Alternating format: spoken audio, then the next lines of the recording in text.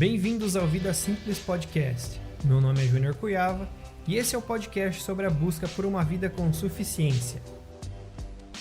E no episódio de hoje nós vamos falar sobre o tema Planeje-se, mas não tanto. Seja muito bem-vindo a mais um episódio do Vida Simples Podcast. Nesse episódio eu vou começar com uma pergunta para você. Desses dois perfis que eu vou mencionar, eu quero que você me diga qual deles é o seu. Você é daquelas pessoas que quando vai iniciar alguma coisa é mais da ação, que já vai fazendo e aí vai aprendendo conforme as coisas vão rolando? Ou você é daquele tipo um pouco mais conservador, que se planeja muito, analisa todas as possibilidades e que se prepara o máximo possível? Eu sou um misto dos dois tipos. Eu já fiz bastante coisa no freestyle, assim, vai fazendo, vai aprendendo. Mas eu também já planejei tanto que fiquei até paralisado. E esse episódio aqui ele serve exatamente para lembrar que a gente deve sim se planejar, mas não tanto. Eu li um livro chamado Pense Simples, do Gustavo Caetano.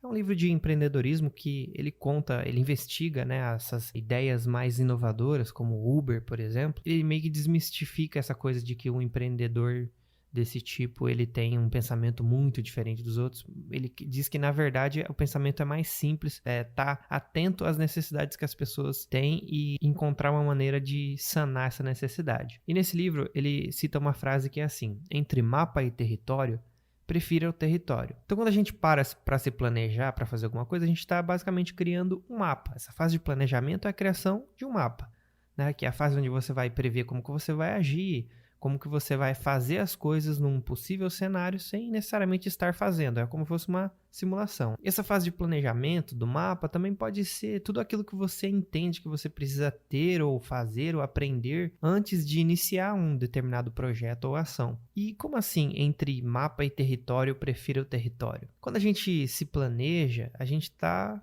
Como eu falei, a gente está simulando a realidade. E essa imaginação que trabalha tentando prever todos os movimentos, todas as possibilidades, digamos assim, é nada mais que uma simulação. E como a gente sabe, essas simulações que a gente faz na mente da gente é uma abstração muito rudimentar dos reais acontecimentos. Até quando uma previsão ela está embasada em teoria, em números, ela também pode estar errada, né? Então ela tem chances de estar errada. E o poder da nossa mente de projetar situações é um poder muito rudimentar, porque os reais acontecimentos têm muitas variáveis, o desenrolar da vida é muito mais complexo do que a gente pode prever, obviamente. Nada acontece como a gente imagina. Além disso, quando a gente para fazer um planejamento, um mapa, a gente tem que contar também que o terreno está sempre em constante mudança. O mapa de hoje, um planejamento de hoje, ele pode ser inútil para o terreno de amanhã. Então, por isso, entre o mapa e território, eu prefiro o território, que é a única fonte real de verificação. Então, quando tem ali uma disparidade entre o que a gente planejou e o que está acontecendo de verdade, a ideia é que a gente se atenha ao que está acontecendo e menos ao que a gente planejou. E o planejamento em si não é ruim, obviamente, né? Se planejar é muito bom. Planejamento excessivo, sim, é ruim. Tem essa linha tênue, né, entre um planejamento suficiente e um planejamento que paralisa a gente. Chega um momento em que o planejamento pode se tornar tão complexo que a gente perde a nossa energia nele sem chegar a conclusão nenhuma, né? Querendo prever toda e qualquer possibilidade de execução, e daí a coisa começa a parecer um monstro e aquilo começa a ficar agressivo, né? E parece muito maior do que na realidade seria. Quando na verdade é bem possível que se a gente estivesse fazendo, a gente teria soluções muito mais simples e concretas com base nos acontecimentos reais, né? Que é importante pontuar que nesse planejamento complexo, cheio de nuances,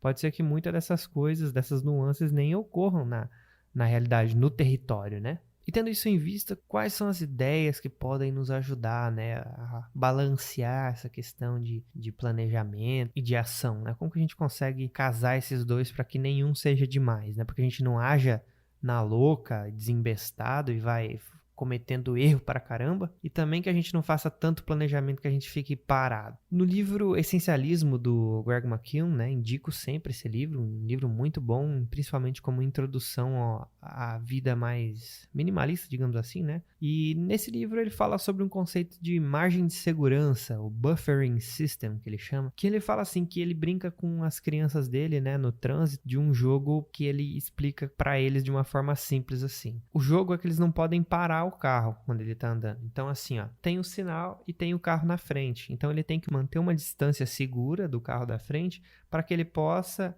continuar com o carro girando sem ele parar, a ponto de dar tempo do carro da frente andar de novo e eles continuarem andando. Então, a ideia é não parar o carro. E para não parar o carro, você tem que ter uma margem de segurança do carro à frente. Então, você tem que manter essa distância de segurança para que você não precise nem dar uma arrancada para alcançar, né? E nem parar de repente porque não tem espaço o suficiente. Então, a ideia de um sistema de margem de segurança para a vida é entender que tudo que a gente vai fazer pode levar mais tempo do que a gente imagina que vai levar. Ele até exemplifica lá, quando você vai fazer alguma coisa no seu dia a dia, você estima lá que vai levar meia hora para fazer. Então, você estima um tempo maior, pelo menos 50% a mais de tempo. Então, se você vai fazer essa coisa que demanda meia hora, coloca 45 minutos na agenda, ou mais, né? No livro Guerra da Arte, do Steven Pressfield, ele fala sobre isso também.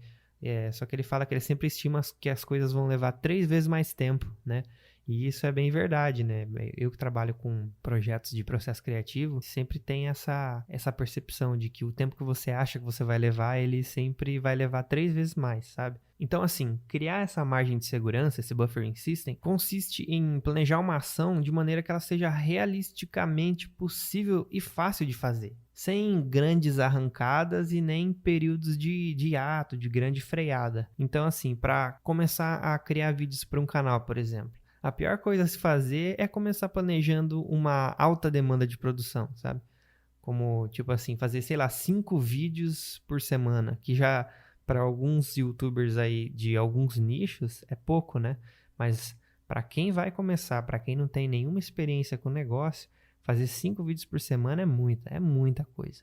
Então a ideia é tentar ter uma noção bem clara de como as coisas podem levar muito mais tempo e dar muito mais trabalho do que a gente do que a gente imagina que vai dar, justamente porque o nosso planejamento ele não dá conta de entender as possibilidades que vão se desenvolver durante aquele acontecimento. Pode ser que muita coisa aconteça para impedir de você fazer aquilo justamente como você imaginou.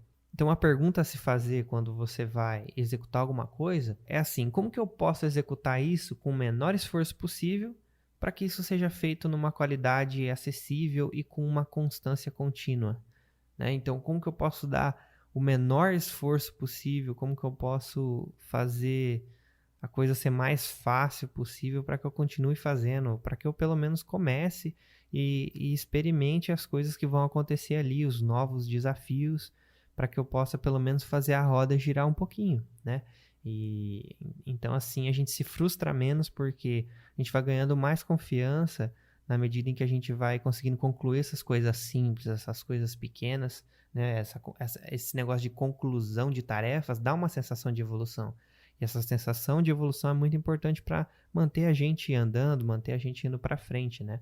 Vou até citar 2 exemplos meus pessoais de sucesso e de insucesso nesse tema que a gente está falando de planejamento. Quando eu comecei o canal oficialmente, eu coloquei que eu ia fazer 2 vídeos por mês. Na época eu só tinha, né, o fim de semana para fazer, então eu falei assim, não, vou deixar 2 vídeos por mês porque pelo menos eu posso fazer os roteiros durante a semana ali, né, nas horas vagas e gravar em 2 finais de semana. Acabou que eu consegui fazer 4 vídeos por mês, né? E consegui manter por um tempo, só que a minha pedida era 2, né? Então, foi até mais fácil do que eu achava, porque assim, eu joguei baixo e até que deu certo. Aí depois, eu tive que diminuir essa conta, porque eu percebi que, né, entrou algumas coisas novas e tal na vida, então eu falei assim, não, vou jogar essa conta para baixo, 1 vídeo por mês para eu continuar com o negócio vivo, né, para eu continuar com esse canal acontecendo e ter um esforço que não seja tão grande. Por exemplo, eu podia me cobrar para fazer um vídeo por semana porque eu já tinha conseguido fazer aquilo, mas provavelmente eu ia me frustrar muito porque eu já não ia conseguir mais. Então, abaixei um pouco a expectativa, né, alinhar as expectativas, coloquei lá na minha agenda, né, escreva o roteiro pelo menos por 10 minutos, pelo menos 3 vezes por semana. Qual que era a ação que eu precisava fazer para começar um vídeo? Era escrever por 10 minutos. E assim, na grande maioria das vezes eu escrevia por mais de 10 minutos, assim. Porque chegava aos 10 minutos eu já estava embalado, tão envolvido com a ideia que acabava rolando. Por outro lado, o que aconteceu comigo recentemente foi foi um exemplo assim de eu estar me planejando e planejando tanto a ponto de me paralisar.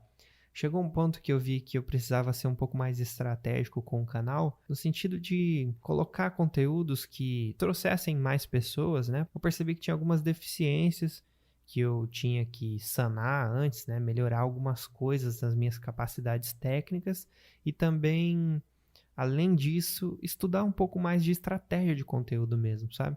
Então, comecei a estudar storytelling, comecei a pesquisar e ver algumas aulas de como produz um conteúdo que seja mais atraente e, ao mesmo tempo, trabalhando no meu storytelling para isso ficar mais atraente para quem já está lá, né? Para quem já clicou e que goste desse conteúdo, né? E aí eu fui pesquisando e cada vez mais material e cada vez mais o meu caderninho estava cheio ali. A hora que eu vi, cara, já tava ali um mês já, falando, não, eu preciso me preparar, preciso melhorar as minhas capacidades. E nessa viagem, assim, de repente, eu só tava me preparando e não tava fazendo mais os vídeos, né? Então, o que que importa? O que que importa aqui? Cadê o contrabalanço ali entre planejar e fazer, né? Então só tá planejando, não tá fazendo, né? E aí depois até nessa volta fiz alguns vídeos, mas daí caí muito naquela de tipo, não, porque eu preciso melhorar e assim, eu tô um tempo já que eu fiquei sem conseguir assumir que um dos roteiros estava bom, sabe? Eu escrevi vários roteiros e eu não conseguia falar assim, não, esse roteiro aqui ficou digno de fazer um vídeo, sabe? Então, olha só como me atrapalhou, né? Olha só como essa coisa atrapalhou. É óbvio que é muito mais importante continuar fazendo, porque o ato de eu fazer os vídeos vai me dar uma evolução muito maior do que eu só ficar estudando, só ficar pensando, porque obviamente quando você faz, você aprende com aquilo que você está fazendo, você aprende com algo muito mais concreto. Quando você só planeja, só tem a imaginação trabalhando ali, sabe? Só tem as possibilidades, só tem a simulação.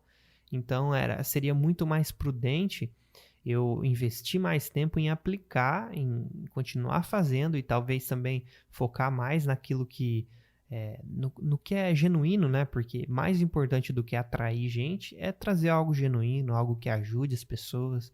A ideia por trás do meu canal e desse podcast é realmente ajudar pessoas que estão ali em situações parecidas, encontrar algum conforto, né, nas palavras aqui, nas experiências e que possa trocar também experiência comigo. O que é essencial, né? Então, qual é mais importante, né? Planejar, reunir capacidades ou fazer? Eu digo que meio a meio, né? É importante estar se aprimorando, só que é importante simultaneamente também estar agindo, né? Porque aí você consegue ao mesmo tempo que você ingere conhecimento, você já aplica eles e testa essa aplicabilidade no mundo real. Então, nesse momento, eu estou gravando esse podcast já como uma maneira de me ajudar a vencer isso, né? Quais são as coisas que demandam menos esforço para fazer a coisa continuar girando? O podcast é uma delas, é uma coisa que bem menos trabalhoso do que um vídeo, né? Bem mais tranquilo de fazer. Eu mesmo sou um consumidor de podcast e vejo valor nesse tipo de conteúdo. Eu acho que é bem próximo, acho que é bem legal. Eu acredito que outras pessoas também possam adquirir algum valor desse conteúdo, né? Então acho que a chave é isso, né? Ações simples para fazer a roda começar a girar e botar o planejamento para fora do papel e mais para dentro da realidade. E o feito é sempre melhor do que o perfeito não feito. É uma frase muito clichê, mas que ultimamente eu tenho falado muito para mim mesmo. Espero que você também possa equilibrar o seu planejamento com as suas ações e que você possa colocar os seus projetos cada vez mais em movimento. Então, eu sempre falo no final dos podcasts, se você gostou desse episódio, se você se sentiu bem, se você tem alguma coisa para falar para mim, meu Instagram é @juniorcuiava, sou sempre bem acessível. Se você quiser deixar um comentário também, esse podcast está no YouTube, não só no Spotify, no Anchor, no Apple Podcasts, no Google Podcasts, mas também está no YouTube. O YouTube é legal que tem essa coisa direta de comentar ali, né? Lá no Anchor, se você quiser, dá para enviar uma mensagem de voz também. E, bom, eu nunca falei isso, que dava pra fazer isso, mas tá, se você procurar Anchor Vida Simples Podcast, você vai ver esse site e lá tem como deixar uma mensagem de voz. Se você tiver afim, deixa lá, né? Mas é isso aí, muito obrigado por ter ouvido até aqui e espero te ver aí nos comentários em algum lugar ou nas mensagens do Instagram. E tudo de bom pra você, até o próximo episódio, um abraço.